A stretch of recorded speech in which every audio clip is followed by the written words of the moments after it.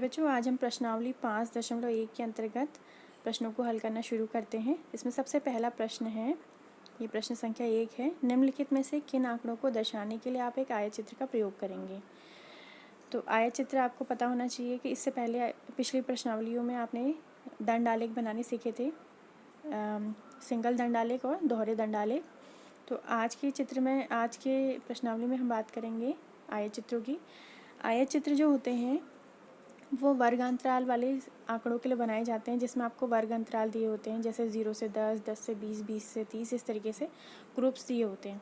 तो आयतचित्र में जैसे आपने दंड आलेख में देखा था कि आपके दंड जो थे वो दूर दूर होते थे, उनके बीच में गैपिंग होती थी, लेकिन आयतचित्र में जो है आपके दंडों के बीच में गैपिंग नहीं होती है।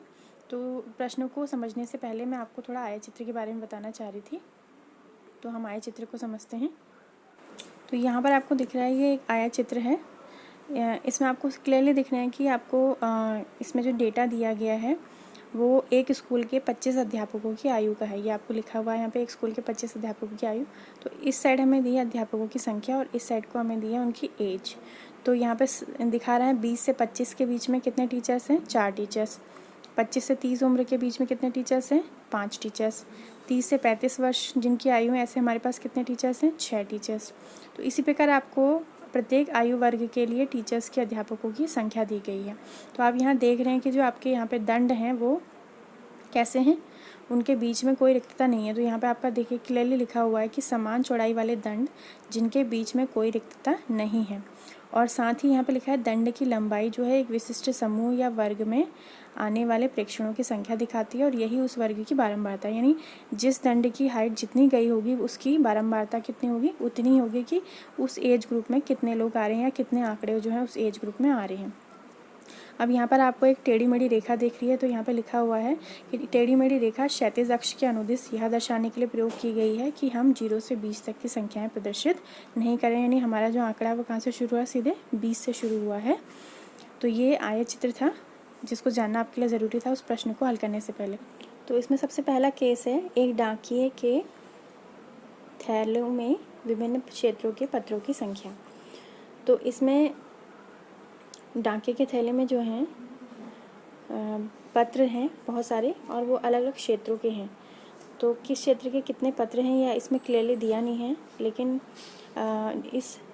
इसको दिखाने के लिए हम जिस चित्र का प्रयोग करेंगे वो होगा हमारा दंड आलेख। आयतचित्र का प्रयोग हम इसमें नहीं कर सकते हैं क्योंकि विभिन्न क्षेत्रों के बीच में कोई वर्गांतराल नहीं है। वर्गांतराल जहाँ पर होगा वहीं पर हम आयतचित्र का प्रयोग करेंगे। फिर दूसरा है किसी खेलकूद प्रतियोगिता में प्रत्याशियों की ऊंचाइयाँ। तो ऊंचाइयों को आप क्लास इंटरवल में बांट सकते हैं। जैसे ऊंचाई होगी कि कितने जो लोग हैं वो 100 से 110 सेंटीमीटर की ऊंचाई वाले हैं, या 110 से 120। तो आप वहाँ पे ग्रुप्स बना सकते हैं लंबाई के, और उसमें ये देख सकते हैं कि कितने कैंडिडेट जो हैं किस ग्रुप में आ रहे हैं, यानी उनकी हाइट किस ग्रुप में आती है। तो ये जो हमारा बी वाला ऑप्शन है, ये जो है इसके लिए हम एक आयतचित्र का प्रयोग करेंगे। सी वाला ऑप्शन है 5 कंपनियों द्वारा निर्मित कैसेटों की संख्या। तो 5 अलग अलग कंपनियाँ हैं और उन्होंने कैसेट्स बनाई हैं।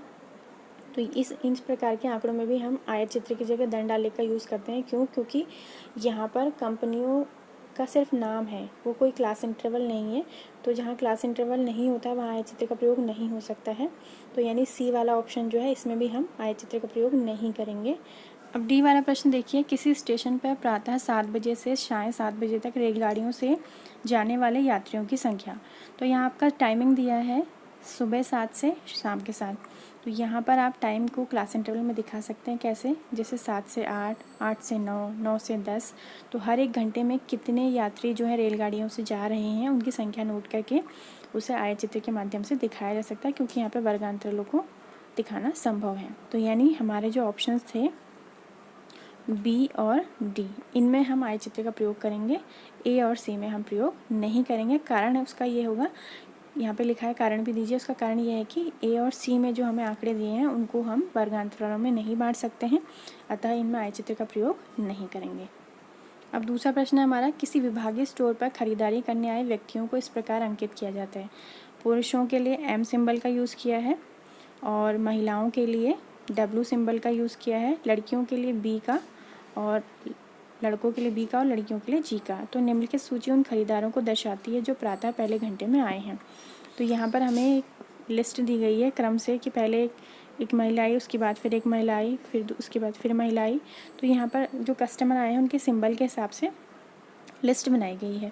तो हमें मिलान चिन्हों का प्रयोग करते हुए एक बारंबारता सारणी बनानी है, जिसे प्रदर्शित करने के लिए फिर हमें एक दंड आलेख की भी रचना करनी है। तो सबसे पहले इसमें हमें क्या बनाना है, बारंबारता बंटन सारणी, और उसके बारंबारता बंटन सारणी को बनाने के पश्चात हमें उसका एक दंड आलेख भी खींचना है। प्रश्नावली 5.1 में दूसरा प्रश्न जो है हमें उसमें इस प्रकार खरीदारों की लिस्ट दी गई थी और इससे हमें बारंबारता बंटन सारणी बनानी है। तो बंटन सारणी बनाने के लिए आपको 3 कॉलम चाहिए होते हैं। सबसे पहले आप सिंबल लिख लेंगे खरीदारों के, जो यहाँ पे आपको दिए हैं। फिर आप मिलान चिन्ह लगाएंगे और उसके बाद मिलान चिन्हों को गिन के आप खरीदारों की संख्या नोट करेंगे। तो मिलान चिन्ह कैसे लगाते हैं, देखिए हमारा जो सबसे पहला आंकड़ा है W है, हम इसे क्रॉस कर लेंगे और हम यहाँ W के सामने एक मिलान चिन्ह से लगा लेंगे। फिर दूसरा आंकड़ा और तीसरा आंकड़ा, दूसरा तीसरा दोनों के लिए लगा लिए। अब यहाँ पर G है, G के सामने हम एक मिलान चिन्ह लगाएंगे टैली मार्क्स। इसी प्रकार B को काट के उसके सामने एक लगाएंगे।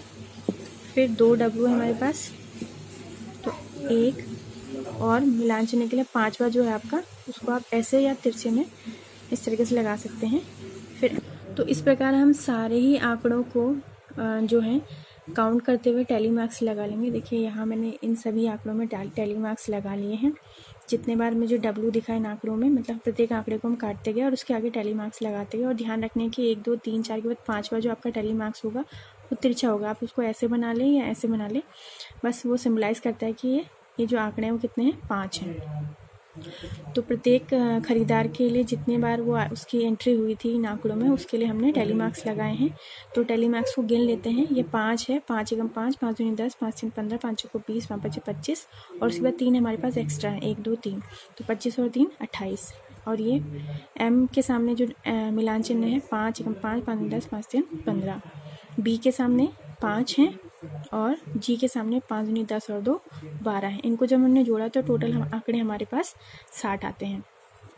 तो हमने बंटन सारणी इनकी बना ली। अब इसके बाद हमें इनके लिए दंडालेख बनाना था। तो जिस पिलर की या जिस आंकड़े की जितनी हमें संख्या दी है, हमने यहाँ पर एक पैमाना ले लिया है 5 10 15 20 25 इस तरीके से करके। और हमें W पहले वाले पिलर की जो हाइट देनी है वो कितनी देनी है, 28।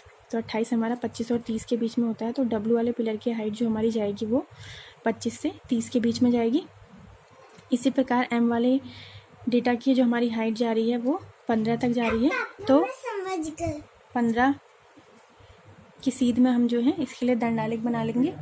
और फिर B के लिए हम इसकी ऊंचाई लेंगे दंड की 5 और G के लिए ऊंचाई लेंगे 12। तो इस प्रकार हमने जो हमारा दूसरा प्रश्न था उसके लिए हमने बारंबारता बंटन सारणी का निर्माण करने के पश्चात खरीदारों की संख्या और खरीदारों के लिए यहाँ पे दंडालेख का निर्माण भी किया।